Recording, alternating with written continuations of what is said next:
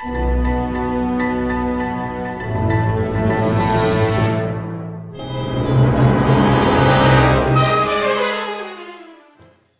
morning, everybody. Welcome to another edition of the Lab 207 webcast. My name is Mr. Kite, and I'll be hanging out with you today as we start a new series on water. Today is going to be an introduction, just the basics, so let me get you some objectives and we'll get going. By the end of this video, you should be able to compare and contrast the different types of aquifer and describe basic qualities of ground and surface water. So that's what it's about today, is all about the water. So before I start talking about specific different types of water, I want to talk about water as a whole. And on Earth, water is a very abundant thing. It covers something like 70% of the surface of the Earth. Unfortunately, usable water is rare. So if you look off at that left-hand side, the left circle represents all of the water on Earth. Of the water on Earth, 97% of the water is in oceans, which means it's salty, which means we can't drink it, and it's useless to us. So 97% of the water on Earth is useless to us. Of the fresh water that we could actually drink, 77% of that water is locked up in ice and glaciers. Another 22% of it is found below ground. 0.47%, so that would be about 0.5%, is found in water bodies, and then a little less than 0.03% is found in atmospheric water. So of the water that is actually drinkable to us, most of it is locked up in ice and glaciers, and then the next biggest proportion is actually found below ground. So water that we can actually access and drink easily is a very rare thing. This graphic will show you a little bit about all of the different ways that we can get to water and the ways that water exists on the surface of the Earth and under the surface of the Earth. So a couple things that I want to note on this diagram. Groundwater is stored in storage areas known as aquifers. And there are two different types of aquifers. You've got an unconfined aquifer and you have got a confined aquifer. Let's talk about the unconfined aquifer first. So aquifers, by definition, are just areas of the ground that are porous and permeable to water. They've got pores so water can hang out in those spaces. An unconfined aquifer is an aquifer that doesn't really have like an impermeable layer above it. The layer above the aquifer is permeable, which means that anytime that it rains on this land up here, that water can penetrate through the ground and recharge our unconfined aquifer. A confined aquifer has an impermeable layer above it and below it, so it's kind of sealed in. Confined aquifers can only recharge if they have a recharge area somewhere up here that's open to the outside world. Otherwise, all of this water that is here in the unconfined aquifer cannot get down into the confined aquifer because of this impermeable layer. This impermeable layer is also known as an aquiclude or an aquitard. A couple other things that I want to show you on here. When people need to get to groundwater, they drill a well. Wells are usually drilled down into an unconfined aquifer, and then that water can be pumped up to the surface for usage. Where an unconfined aquifer intersects the surface of the earth, you get water on top of the earth. So this could be a stream, it could be a spring, it could be a lake. And last kind of terminology you need to know is the uppermost region of saturated ground is known as the water table. So if you start digging down below the earth, the point at which you actually hit water is known as the water table. And I lied, there's one other term you need to know, is an artesian well. Artesian wells are wells that are under pressure. So this water in our confined aquifer, it is being pulled down by gravity. It is also being squeezed by the confining layer, which means this water is under pressure. So if you drill a well down into that confined aquifer, the pressure in that aquifer is going to push the water up to the surface, so it is known as an artesian well. Lots of terminology, but those are your basics on aquifers. If we're going to talk about unconfined aquifers, you need to know, one of the major things you need to know about them is that they are the most susceptible to contamination. Because they don't have that confining layer over the top of them, any pollutant that is on the surface of the earth can be carried down into the unconfined aquifer as the water percolates down through the earth. So while they are the ones that we use most frequently for drinking water, they are also the ones that are most susceptible to contamination. Compared to a confined aquifer, which are generally pretty safe. I know this is an ugly diagram, but it illustrates the point that a confined aquifer is old water. So the water in that aquifer has probably been down there for 10 or 20,000 years. It's not new water, and like we said in a previous slide, when it rains, that water that percolates down through the ground does not get into the confined aquifer. So if you are looking for a safe, clean source of water, a confined aquifer is the way to go. One aquifer that you do need to know about, and it is a confined aquifer, is the Ogallala Aquifer, and it runs across New Mexico, Texas, Oklahoma, Kansas, Colorado, Nebraska, Wyoming, and South Dakota. It is the largest aquifer in America. It's where our farmers get a lot of their water that they use. Problem is, so much water is being drawn out of that aquifer that it could be dry within the century. So like I said, it is a confined aquifer, which means that it recharges very slowly. Water that rains down on top of it cannot soak into it very easily. So it's kind of like oil almost, in the water can't get down, but we're drawing water out of it very quickly to irrigate crops and to water animals and to have drinking water for the population of these areas. So kind of have in your brain, the Ogallala Aquifer is one that is at risk for overuse, and that would be a problem for us for drinking water, for farming, for ranching. Just could be a problem.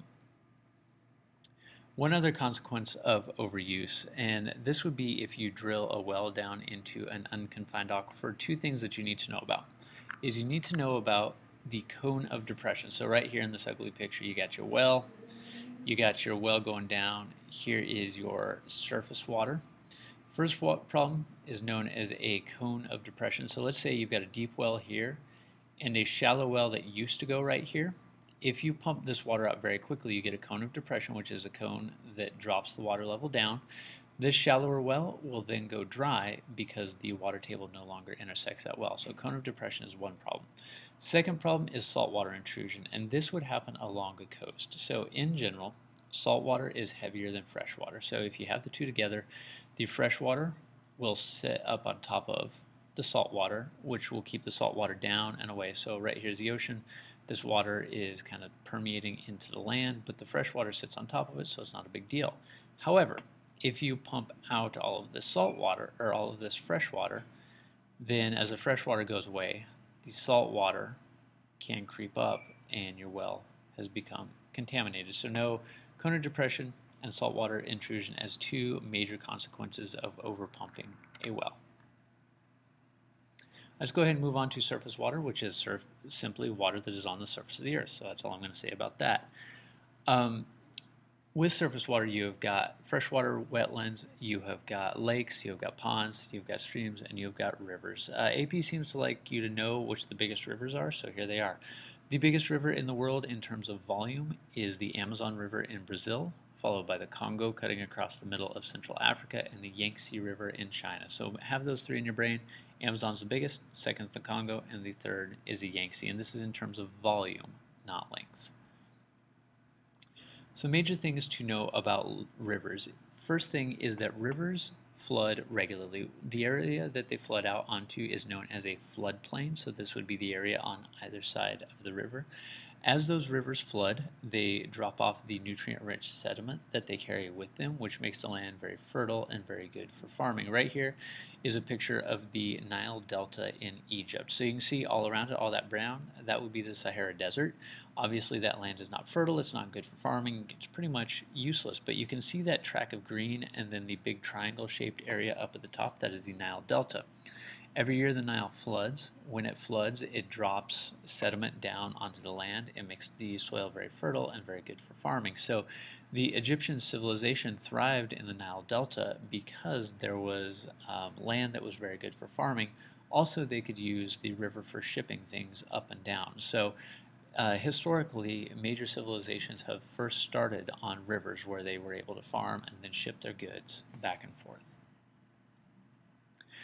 Regarding lakes, there are a couple ways that lakes form. You've got uplift, splits, and glaciers. And a lake is just a depression in the surface of the earth that is filled up by either a spring or precipitation and runoff. So let's talk about the different ways a lake can form. Let's say, for example, you have got a sea, and then you've got your land right here. If you've got tectonic uplift, so let's say there's a major earthquake or through just regular plate tectonics, some land gets lifted up, and let's say you've got some land that gets lifted up right here, you now have got a lake right there. Now, because this was once part of a sea, it's going to be a salty lake rather than a freshwater lake, but that's one way that a lake can form.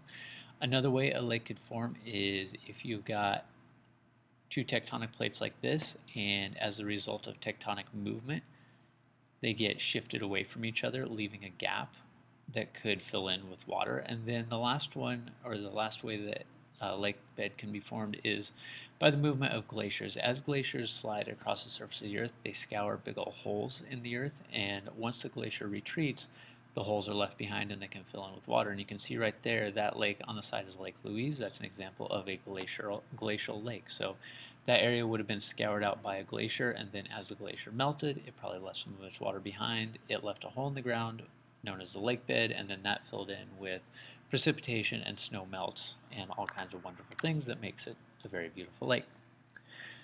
Our lakes can be categorized into three categories based on how much nutrient is in the water. And when we're talking about water, there are two types of nutrients we want to watch. We want to watch nitrogen and we want to watch phosphorus. So lakes can be classified as being oligotrophic, mesotrophic, and eutrophic. An oligotrophic lake is a lake that has very low nutrient content. The water is usually going to be very clear, but there's not going to be much in the way of diatoms and other single-cell organisms living in the water. A mesotrophic lake contains about a middle-of-the-road level of phosphorus and nitrogen, and because it's got more nutrients, it's going to have more of those single-celled organisms living in the water. And then you get to a eutrophic lake where the nutrients are over the top. Because the nutrients are over the top, those single-celled organisms like algae thrive in these areas, and you get big old algae blooms that cover lakes with scum and algae over the top. That lake right there is a eutrophic lake, and we'll talk about the consequences of eutrophication later on, but for now just know oligotrophic, mesotrophic, and eutrophic. Two things to wrap up. Atmospheric water is water that is critical to human survival. So even though it's only a very, very small fraction of the water that's on Earth, it's the water that we rely on to irrigate our crops and to provide us with the water that we need to grow the food that we eat. So like I said a second ago, even though it's a very small amount of the water on Earth, it's critical to us because we need it in order to produce our food.